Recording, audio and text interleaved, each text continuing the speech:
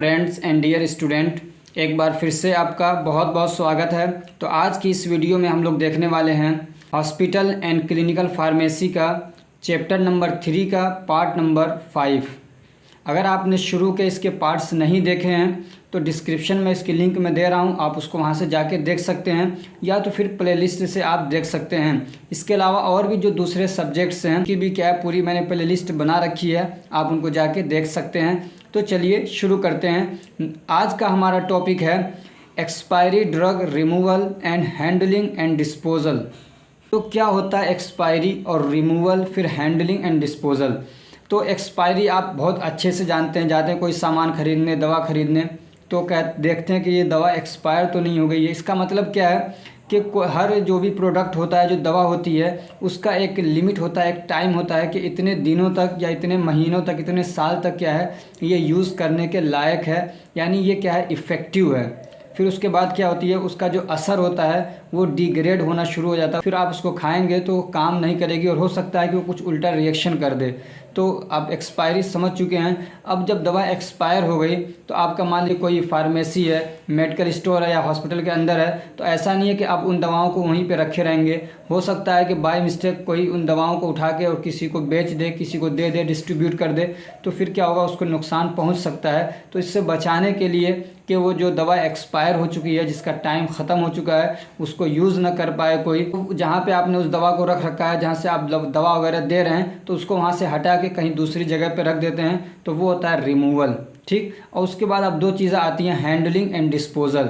Handling और disposal में कोई बहुत ज़्यादा फ़र्क नहीं है। इसका मतलब ये है कि अब वो दवाओं को ठिकाने पे लगा दिया जाए। क्या किया जाए, उन दवाओं को ठिकाने पे लगा दिया जाए। तो अब उसके अलग अलग तरीके हैं। तो चलिए अब हम लोग देखते हैं एक्सपायरी क्या है। तो there is a time period and condition in which a drug is good for use. जो भी दवाएं होती हैं उनके लिए एक टाइम पीरियड होता है, एक टाइम होता है, फिक्स्ड टाइम होता है, और कुछ कंडीशंस होती हैं जिसमें वो दवाएं अच्छी रहती हैं। कंडीशन का मतलब क्या है, जैसे कंडीशन में टेम्परेचर आ जाएगा कि वो उस टेम्परेचर में अगर रखी जाएं तभी वो ठीक रहेंगी, चाहे उनकी एक्सपायरी डेट 2 महीने हो या 2 साल हो, लेकिन उनके लिए एक कंडीशन है कि वो क्या है 5 डिग्री सेल्सियस में रहेंगी तभी ठीक रहेंगी। अगर वो कंडीशन उनको नहीं मिल पाया, वो टेम्परेचर उनको नहीं मिल पाया, तब भी वो दवा क्या कही जाएगी, एक्सपायर हो गई। जैसे कि मान लीजिए इंसुलिन है, उसको आप फ्रिज में रखेंगे, लेकिन आपने उसको फ्रिज में नहीं रखा और उसकी एक्सपायरी तो मान लीजिए 2 साल है, लेकिन फ्रिज में नहीं रखा, 1 दिन 2 दिन जो भी है उसका ख़राब होने का टाइम है, उसमें फ्रिज में नहीं रखा, वो डिग्रेड हो जाएगी, ख़राब हो जाएगी। वो टाइम नहीं देखते हैं, बल्कि कंडीशन भी इसमें आएगा एक्सपायरी के अंदर। ठीक। तो क्या है, ये कुछ जो दवाएं होती हैं उनके लिए एक टाइम पीरियड होता है और एक कंडीशन होता है जिसमें वो क्या रहती हैं, अच्छी रहती हैं, गुड रहती हैं, यूज़ करने के लायक रहती हैं। एंडिंग दिस पीरियड, और ये जो टाइम पीरियड है उसका एंड हो जाना, या तो फिर मिसिंग दी स्पेसिफिक कंडीशन, या उसके लिए जो ख़ास कंडीशन है, मान लीजिए टेम्परेचर हो गया, डार्कनेस हो गया, ड्राइनेस हो गया, उसका मिस होना, न पाया जाना, तो फिर हम लोग उसको क्या बोलते हैं कि एक्सपायरी बोलते हैं। यानी कि वो टाइम पीरियड जो उसके लिए फ़िक्स है वो ना रहे, या तो फिर जो टेम्परेचर या जो कंडीशन उसके लिए ख़ास है, जो उसके लिए फ़ायदेमंद है, वो अगर मिस हो जाए तो फिर अगर हम उसको क्या कहेंगे कि ये दवा क्या है, एक्सपायर हो गई है। अब जब दवा एक्सपायर हो गई तब उसको क्या करना, ठिकाने लगाना, वहाँ से हटाना है, तो उसको क्या बोलेंगे, removal and handling of expired drugs. ठीक। अब इसमें क्या आएगा, it is a process of storage management. अगर इसकी डेफिनेशन लिखना हो तो आप लिखेंगे कि ये क्या है, एक क्या कहते हैं, स्टोर मैनेजमेंट का एक फंक्शन है, एक प्रोसेस है कि जो दवाएं एक्सपायर हो गई हैं उनको क्या किया जाए, अलग कर दिया जाए स्टोर से। एंड टू हैंडल प्रॉपरली, और उनको अच्छे से हैंडल किया जाए, so that they should not be given to use, ताकि उनको क्या है, किसी को यूज़ करने के लिए न दिया जाए। अब क्या क्या चीज़ें हैं हैंडलिंग में, तो following actions can be taken for handling expired drugs. तो जो दवाएं एक्सपायर हो गई हैं उनके लिए ये काम आप कर सकते हैं ताकि वो क्या है, यूज़ में न आए। तो सबसे पहला आप क्या करेंगे, the expired drug must be separated from use able drugs. ये कह रहे हैं कि जो दवाएं यूज़ के लायक हैं, जो अभी एक्सपायर्ड नहीं हुई हैं, उनसे क्या करेंगे, आप एक्सपायर्ड ड्रग्स को अलग कर देंगे। सबसे पहला काम ये करेंगे। दूसरी बात, अब ये तो नहीं है कि तुरंत आप उसको लाके डिस्पोज कर देंगे, यानी तुरंत लाके उसको, मान लीजिए जो भी डिस्पोजल का तरीका है, यानी ज़मीन में गाड़ना या जलाना, जो भी तुरंत तो होगा नहीं वो, नहीं है तो उसको क्या करते हैं एक साइड में रख देते हैं। जो दवाएं एक्सपायर हो रही हैं उनको सबको क्या करते हैं एक साइड में रखते चले जाते हैं। जब वो ज़्यादा हो जाती हैं फिर उनको क्या करते हैं डिस्पोज करते हैं। तो वही कह रहे हैं कि where these drugs are kept, जहाँ पे ये दवाएं रखी जा रही हैं यानी ये expired drug, there should be a notice, तो वहाँ पे एक नोटिस होना चाहिए। यानी जैसे वहाँ पे लिख दिया जाता है ना जैसे कि डेंजरस या कुछ भी, तो इसी टाइप का एक नोटिस वहाँ पे होना चाहिए। तो वहाँ पे क्या लिखा आएगा आउट ऑफ यूज़, यानी ये जो दवाएं हैं ये यूज़ के लायक अब नहीं है, ये एक्सपायर्ड है। या आप वहाँ पे ये भी लिख सकते हैं कि एक्सपायर्ड ड्रग्स आर हेयर, इस टाइप से आप कुछ भी एक नोटिस दे देंगे ताकि कोई जो दवा यूज़ करने के लिए वहाँ से उठा रहा है तो वो क्या पता चल जाए, उसको इंडिकेशन मिल जाए कि ये दवाएँ यूज़ करने के लायक नहीं है, एक्सपायर्ड हो चुकी हैं। ऐसे ही the expired drugs must be destroyed, और जो दवाएं हैं उनको क्या करना है एक्सपायर्ड ड्रग्स हैं जो दवाएं हैं उनको क्या करना है डिस्ट्रॉय करना है। अब वो कैसे करेंगे, as recommendation of local waste management, तो आपके इलाके के जो वेस्ट मैनेजमेंट हैं जैसे कि मान लीजिए नगर पालिका वाले होते हैं तो उनसे आप मिल के जैसा वो कहेंगे उनके हिसाब से आप उसको क्या करेंगे डिस्पोज करेंगे या उनको डिस्ट्रॉय करेंगे। डिस्ट्रॉय का मतलब ये है कि उनको ख़त्म कर देंगे। अब डिस्पोजल ऑफ एक्सपायरी ड्रग, तो डिस्पोजल आप समझ चुके हैं कि यानी उनको ठिकाने लगा देना, चाहे जिस भी तरीके से हो, यानी उनको ख़त्म कर देना ताकि वो यूज़ में ना आ सकें, वो क्या है डिस्पोजल है। Disposal of expiry drugs mean destroying the expired drugs so they can not be used. तो डिस्पोजल का क्या मतलब है, डिस्पोजल का मतलब ये है कि जो एक्सपायर्ड ड्रग्स हैं उनको क्या करना डिस्ट्रॉय कर देना, उनको ख़त्म कर देना ताकि वो यूज़ में ना आ सकें। अब इसके कुछ मेथड्स होते हैं कि कैसे कैसे आप जो एक्सपायर्ड ड्रग हैं उनको क्या कहते हैं डिस्पोज कर सकते हैं। तो जो नेशनल अथॉरिटीज़ हैं यानी जो समझ लीजिए नेशनल लेवल के बड़े अधिकारी हैं, बड़े लोग हैं जो इस टाइप से काम करते हैं, तो उन्होंने कुछ मेथड्स दिए हैं 7-8, उसमें से 5-6 मेथड हम लोग यहाँ पे देखेंगे, यहाँ पे पढ़ेंगे हम लोग। तो उसमें सबसे पहला मेथड है वो क्या है, रिटर्निंग टू दी मैन्युफैक्चरिंग या मैन्युफैक्चरर कर दीजिए यहाँ पे अच्छा रहेगा, कि जो आपके पास दवाएं एक्सपायर्ड हो चुकी हैं उनको जहाँ से वो लेके आए हैं यानी जो सप्लायर है जो बनाने वाली कंपनी है उसको क्या करेंगे रिटर्न कर देंगे, उनके पास उसको भेज देंगे। क्योंकि उनके पास बहुत सारे मेथड्स होते हैं और चूँकि वो बड़े पैमाने पे काम कर रहे हैं, आप एक छोटा मेडिकल स्टोर चला रहे हैं तो आपके पास हो सकता है कि वो सारे इंतज़ाम ना हो, लेकिन जो कंपनियाँ होती हैं बड़ी बड़ी तो उनके पास क्या डिस्पोजल के पूरे इंतज़ाम होते हैं, तो आप वहाँ पे भेज देंगे, वो लोग उसको क्या करेंगे डिस्पोज कर देंगे। तो एक तरीका ये हो गया। दूसरा क्या है लैंडफिल। लैंडफिल का मतलब क्या होता है, चलिए, this is the oldest and best way for disposal of solid waste. ये कह रहे हैं कि जो सॉलिड वेस्ट है जैसे कि मान लीजिए टेबलेट्स हो गए, कैप्सूल हो गया और भी इस टाइप की जो चीज़ें हैं जो सॉलिड हैं, तो उनको क्या कहते हैं डिस्पोज करने का ये सबसे पुराना और सबसे अच्छा तरीका माना जाता है। कि इसमें क्या होता है, in this method the waste materials are placed into land. तो इसमें जो वेस्ट मटेरियल हैं उनको लैंड के अंदर यानी ज़मीन के अंदर खोद के, ज़मीन में गड्ढा खोद के उसके अंदर उनको क्या किया जाता है डाल दिया जाता है और ऊपर से उसको बंद कर दिया जाता है। और फिर उसके ऊपर से क्या नगर पालिका का जो कचरा वगैरह होता है उसको ऊपर से डाल दिया जाता है ताकि कोई उसको निकाल के मिसयूज़ ना कर सके। जो तीसरा तरीका है वो है वेस्ट इमोबिलाइजेशन। इमोबिलाइजेशन का मतलब होता है एनकैप्सुलेशन। क्या होता है इसको देखते हैं। In this method the pharmaceuticals are packed in a plastic और स्टील ड्रम।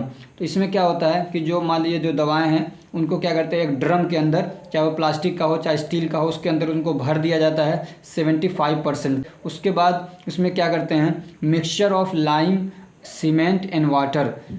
फिर उसमें क्या कहते हैं 3 चीज़ों का मिक्सचर यानी सीमेंट को और चूना और पानी मिला के एक मिक्सचर बना लेते हैं, ऊपर से उसको क्या करते हैं डाल देते हैं, फिर ऊपर से उसका ढक्कन क्या करते हैं बंद कर देते हैं, वेल्डिंग जिसको बोलते हैं वेल्डिंग कर देते हैं, एकदम अच्छे से उसको सील पैक कर देते हैं। फिर ज़मीन के अंदर गड्ढा खोद के उसमें उसको डाल देते हैं, ठीक, और फिर उसको बंद करके ऊपर से जो म्यूनसिपल का कचरा होता है उसको उसके ऊपर डाल देते हैं ताकि कोई खोद के निकाले ना। बहुत सारे लोग होते हैं इस टाइप के जो उसको हो सकता है निकालें। तो ये एक तरीका होता है। तो वो क्या होता है वेस्ट इमोबिलाइजेशन या एनकैप्सुलेशन, ठीक। अब एक जो तरीका वो है सीवर। सीवर क्या होता है, सीवर आप जानते हैं जो आपके यहाँ बड़े बड़े जो गटर इसको बोलते हैं, इसमें पानी बहता रहता है, जो नालियाँ होती है बड़ी बड़ी, तो वो सीवर है, ठीक। तो अब जो सिरप होते हैं और जो आईवी फ्लूइड्स होते हैं यानी जो लिक्विड टाइप की जो चीज़ें हैं उनको क्या करते हैं आर डाइल्यूटेड, उनको डाइल्यूट करते हैं यानी उसमें पानी मिला देते हैं। उसके बाद फिर उसको क्या करते हैं पानी के अंदर बहा देते हैं। तो बात एक ही है, चाहे पानी में डायरेक्ट बहा दीजिए, लेकिन तरीका ये कि पहले उसके अंदर पानी मिला दिए ताकि उसका जो असर है, जो इफ़ेक्ट है वो कम हो जाए, ठीक है, उसका कंसंट्रेशन कम हो जाता है। फिर उसको क्या करते हैं, उसके अंदर क्या जो आपका सीवर है उसके अंदर क्या करते हैं, उसको बहा देते हैं।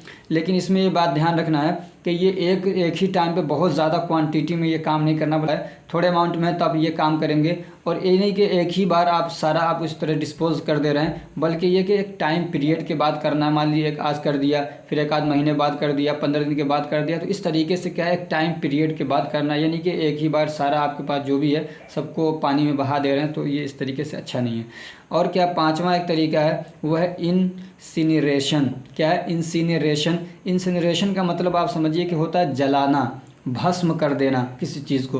तो ये जो कंपनियां, आपके पास तो इतना मतलब आम लोगों के पास नहीं होता है, जो बड़ी बड़ी कंपनियां होती हैं उनके पास ये पूरा सिस्टम होता है कि बहुत हाई टेम्परेचर पे या लो टेम्परेचर पे भी होता है। वो कितना टेम्परेचर होता है, अबाउटली ऐसे 850 या 1000 1200 का डिग्री सेल्सियस का टेम्परेचर वो क्या है क्रिएट करते हैं। जैसे आपने देखा होगा चिमनी वगैरह होती हैं जहाँ पे ईंट वगैरह को पकाया जाता है, तो इस टाइप की चीज़ें उनके पास होती हैं। तो उसमें ये लोग क्या करते हैं, दवाओं को एक हाई टेम्परेचर पे क्या करते हैं, जला देते हैं एकदम से। तो वो क्या होता है, इंसिनरेशन होता है। ठीक, in this method the waste materials are given high temperature heat to be destroyed. इसमें जो दवाएं होती हैं उनको क्या हाई टेम्परेचर दिया जाता है उनको डिस्ट्रॉय करने के लिए, उनको जलाने के लिए। ठीक है, ये जो इंसिनरेशन होता है इसका लो टेम्परेचर भी होता है और हाई टेम्परेचर भी होता है, लेकिन हाई टेम्परेचर ज़्यादा यूज़ होता है। एक तरीका इसका है कि केमिकल डिस्पोज, यानी जो भी ड्रग्स हैं उनके ऊपर कुछ केमिकल डाल दिया जाए और फिर उनको क्या किया, भस्म कर दिया जाए, डिस्ट्रॉय कर दिया जाए। लेकिन ये तरीका जो होता है ये थोड़ा सा आदमी को मतलब इसमें लंबा टाइम लगता है और ये ज़्यादा महंगा भी होता है, केमिकल यूज़ करेंगे तो इसलिए ये इतना यूज़ नहीं होता है। अब एक टॉपिक है आपके सिलेबस में, वो है डिस्पोजल ऑफ नारकोटिक्स। नारकोटिक्स भी दवाएं हैं तो उनके लिए भी यही सारे तरीके हैं जो आपने देखा इनको डिस्पोज करने का।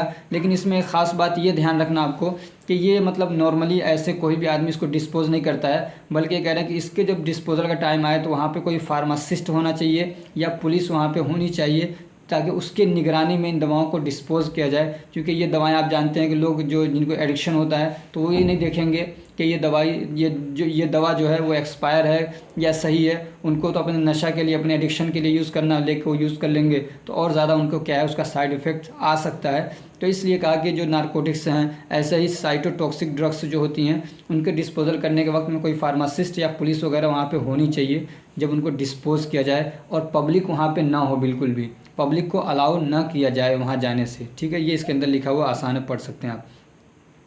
और क्या, डिस्पोजल ऑफ मतलब कैंसर में यूज़ होने वाली जो दवाएं होती हैं उनको साइटोटॉक्सिक ड्रग्स भी बोलते हैं, या उनको एंटी न्यूप्लास्टिक एजेंट भी बोलते हैं, एंटी कैंसर ड्रग्स भी बोलते हैं।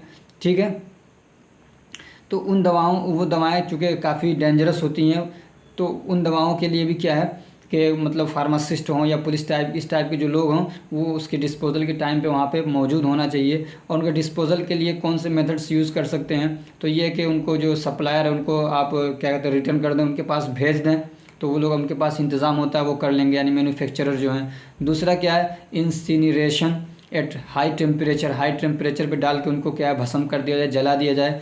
और क्या है, इनकैप्सुलेशन, अभी आपने पढ़ा ऊपर, तो इनकैप्सुलेशन के थ्रू भी उसको क्या कर सकते हैं, वेस्ट उसको डिस्ट्रॉय कर सकते हैं। और जो लैंड फिल वाला है वो भी आप क्या है इसको यूज़ कर सकते हैं, इसको डिस्पोज करने का। एक टॉपिक है documentation of purchase in inventory.